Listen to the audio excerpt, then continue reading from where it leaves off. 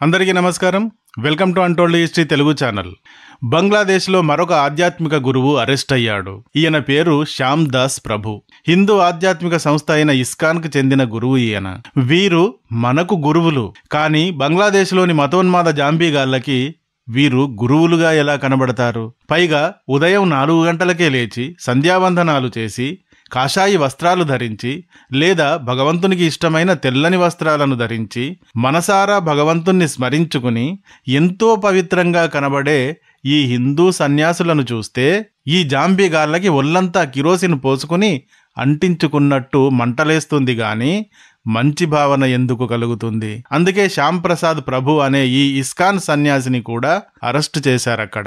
మరీ ఎంత నీచము, ఎంత ఘోరము అంటే అసలు ఆయనను ఎందుకు అరెస్ట్ చేశారు, కారణం ఏమిటి, అరెస్ట్ చేసేంతగా ఆయన చేసిన నేరం ఏమిటి అనే వివరణ ఏమీ లేదు. ఎక్కడైనా ఎవరినైనా అరెస్ట్ చేయాలంటే వారికి ముందు వారెంట్ ఇష్యూ చేయాల్సి ఉంటుంది. కానీ కృష్ణదాస్ ప్రభు గారి పైన అలాంటి ఏ వారెంట్ కూడా ఇష్యూ చేయలేదు. వితౌట్ వారెంట్ ఆయనను అరెస్ట్ చేశారు. అరెస్ట్ చేశారు కదా, ఇక ఇప్పుడు ఆయనపై ఏవేవో ఫేక్ క్రైమ్ కేసులు రాసి పడేస్తారేమో. అదెంత పని అండి? చేతిలో పని, ఏమైనా రాసుకోవచ్చు. ఎలా రాసినా అక్కడ అడిగేవాడు ఎవ్వడూ లేడు. అక్కడ అసలు ప్రభుత్వమే లేదు. అక్కడ ఓ గతిలేని ప్రభుత్వం, ఆ ప్రభుత్వానికి ఓ మతిలేని నోబుల్ యూనస్ అనేవాడు చీఫ్గా ఉన్నాడు. ఇతని గురించి ఎవరు చెప్పినా ముందుగా ఇతనొక నోబుల్ శాంతి బహుమతి గ్రహీత అని మొదలుపెట్టి చెబుతారు.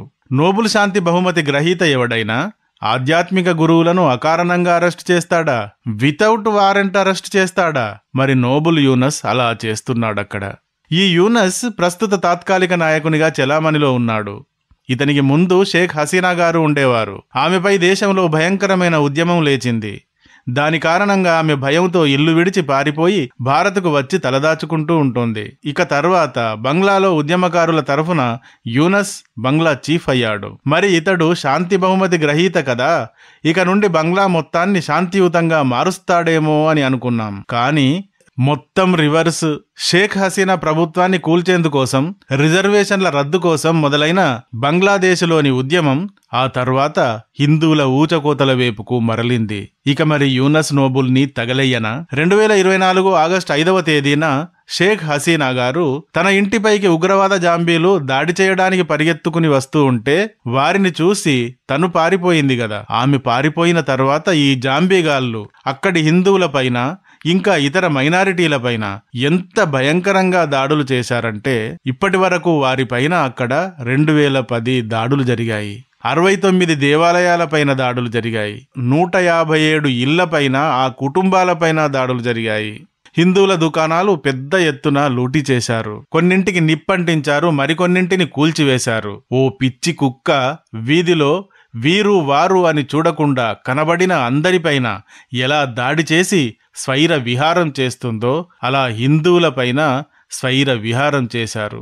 మన భారతదేశం లాంటి దేశంలో ఇలా జరిగితే ఇతర దేశాల వారు ఎవ్వరూ కల్పించుకోనవసరం లేదు. మనకు సుద్దులు నేర్పాల్సిన పని లేదు. మనలోని వారే ప్రశ్నలతో వెల్లువెత్తుతారు. రాస్తా రోకోలు, ర్యాలీలు, పార్లమెంటు అసెంబ్లీల్లో వాదోపవాదాలు, వాకౌటులు చేసి ప్రభుత్వానికి ఊపిరాడని విధంగా గోలగోల చేస్తారు. కానీ బంగ్లాదేశ్ లాంటి దేశంలో, బంగ్లాదేశే కాదు, బంగ్లాదేశ్ లాంటి Pakistan, Afghanistan, Iran, Iraq, Syria, Lebanon, Yemen ఇలాంటి ఏ దేశంలో కూడా ప్రభుత్వానికి వ్యతిరేకంగా అక్కడి వ్యక్తులు లేదా అధికారులు లేదా రాజకీయ నాయకులు ఒక్కరూ కిక్కురు మనలేరు. ఒకవేళ కిక్కురుమంటే పైకి పోవాల్సిందే. మరి ఎవరో ఒకరు వీరికి రక్షణ కోసం ముందుకు రావాలి కదా. బంగ్లాదేశ్లో ఉన్న హిందువులు ఏమైనా జాతరలో బలిచ్చే కోళ్ళ లేక మేకల అలా వదిలేయడానికి? వారి కోసం ఎవరూ ముందుకు రాని క్షణంలో ఇస్కాన్ మాజీ ఆర్గనైజింగ్ సెక్రటరీ చిన్మోయ్ కృష్ణదాస్ ముందుకు వచ్చారు. బంగ్లాలోని హిందూ సంస్థలను, హిందువులను ఒక్కటి చేశారు. 8 డిమాండ్స్ అంటూ ఒక ర్యాలీ తీశారు. ఇదంతా మీకు తెలిసిందే. ఇలా తీసినప్పుడు బంగ్లాదేశ్ జాతీయ జెండా పైన కాషాయ జెండాను ఎగరవేశారని ఆయనపై ఫిరోజ్ ఖాన్ అనే Bangladesh Nationalist Party member case పెట్టగా చిన్మోయ్ కృష్ణదాస్ని అరెస్ట్ చేశారు. సరే, చిన్మోయ్ కృష్ణదాస్ ప్రభు గారిని ఈ నేరం కింద అరెస్ట్ చేశారు అనుకుందాం. మరి శ్యామ్ దాస్ ప్రభు గారిని ఎందుకు ఇప్పుడు అరెస్ట్ చేసినట్టు? ఎందుకు అంటే ఈయన కస్టడీలో ఉన్న చిన్మయ్ కృష్ణదాస్ ప్రభును కలుసుకునేందుకు జైలుకు వెళ్ళాడు. ఇంతే. ఆయనను కలుసుకునేందుకు వెళ్ళగానే ఈయన్ని కూడా అరెస్ట్ చేశారు. బంగ్లాదేశ్లో 17,45,00,000 పాపులేషన్ ఉంటుంది. ఇందులో 91.04% ఇస్లాం, 7.95% హిందూ, 0.61% బుద్ధిజం, 0.30% క్రిస్టియనిజం, 0.12% అదర్స్ ఉంటారు. అంటే బంగ్లాలో హిందువులు 1,31,00,000 మంది ఉంటారు అని అర్థం.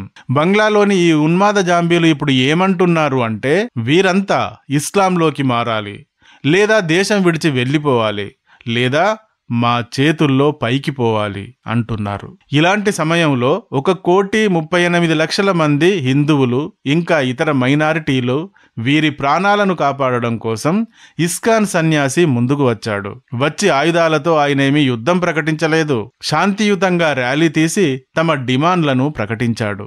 దీంతో ఆయనను అరెస్ట్ చేశారు. ఆయన్ను చూసేందుకు వెళ్లిన ఈ శ్యామ్ దాస్ ప్రభుని కూడా ఇప్పుడు అరెస్ట్ చేశారు. షేక్ హసీనా గారు ఉన్నన్ని రోజులు మైనారిటీలు ఎలాంటి భయం లేకుండా ఉండగలిగారు బంగ్లాదేశ్లో. అఫ్ కోర్స్ ఆమె హయాంలో కూడా ఎన్నో కమ్యూనల్ గొడవలు జరిగాయి అనుకోండి. బంగ్లాదేశ్ కి స్వతంత్రం వచ్చిన దగ్గర నుండి ఎలాంటి హింస లేకుండా ఇప్పటిదాకా ఉంది. ఇప్పుడే ఇలా హిందూ వ్యతిరేక హింస జరుగుతోంది అని అనుకుంటున్నారా? అలా అనుకోకండి. 1989, 90, 92, 2001, 2012లో 3 సార్లు, 2013, 14, 16, 2021, 22, 24 ఇలా ఈ సంవత్సరాల్లో కంటిన్యూగా బంగ్లాదేశ్లో హింస జరుగుతూనే వస్తోంది. ఇప్పుడు హిందూ ఆలయాలపైన దాడులు జరుగుతున్నాయి కదా. ఇదే విధంగా 2021లో కూడా 100 కంటే ఎక్కువ ఆలయాలపైన దాడులు జరిగాయి. బంగ్లాదేశ్లో షేక్ హసీనా గారి అవామీ లీగ్ ఒక్కటే సెక్యులర్ పార్టీ. ఇక మిగతా పార్టీలు అన్నీ మతవాద పార్టీలే. మరి మతవాద పార్టీలైతే ఏం గాని మన హిందూ మతవాదం లాంటిది కాదు కదా. మా మతం మాత్రమే ఉండాలి, ఇంకో మతం ఉండకూడదు అని ఇతర మతాలను నిర్మూలించేందుకు జాంబీలుగా మారిన మతోన్మాదులు ఉన్నారు కదా అక్కడ. మరి ISIS, అల్ ఖైదా, పాకిస్తాన్ ISI ఇంకా చాలా ఇస్లామిక్ టెర్రరిస్టు గ్రూపులు చాలా కాలం కిందే బంగ్లాదేశ్లోకి ఎంటర్ అయి ప్రజలను ఇస్లామిక్ రాడికల్స్ గా మార్చడం ప్రారంభించారు. మనం కొన్ని ఇస్లామిక్ దేశాలను చూస్తున్నాం కదా. ఎక్కడైతే ఈ మతోన్మాద ఉగ్రవాద జాంబీలు ఉన్నాయో ఆ దేశాలను చూస్తున్నాం కదా. అక్కడ ఏ అభివృద్ధి కోసమో ఈ హింస సృష్టించబడడం లేదు. మా మతం మాత్రమే ఉండాలి అని వారు అక్కడ హింసను సృష్టిస్తున్నారు. ఇది ఒక వైరస్ లాంటిది. ఈ వైరస్ అంటితే ఇలా మతోన్మాదులుగా తయారవుతారు. 1948లో పాకిస్తాన్లో హిందువులు 16% ఉండేవారు. ఇప్పుడు అక్కడ ఎంత ఉన్నారో తెలుసా అండి? 2.17% ఉన్నారు. మరి అక్కడి 13.5% ప్రజలు ఎక్కడకు వెళ్ళినట్టు, ఏమైనట్టు? ఇలాగే మీరు ఒక్కో ఇస్లామిక్ దేశంలోని హిందూస్ లిస్టుని తీసి చూడండి. ఇలాగే ఉంటుంది. వందల సంఖ్యలోకి, వేల సంఖ్యలోకి మాత్రమే అక్కడ హిందూస్ చేరిపోయారు. ఇదే US, UK, జర్మనీ మరింకే దేశాన్నైనా తీసుకొని చూడండి.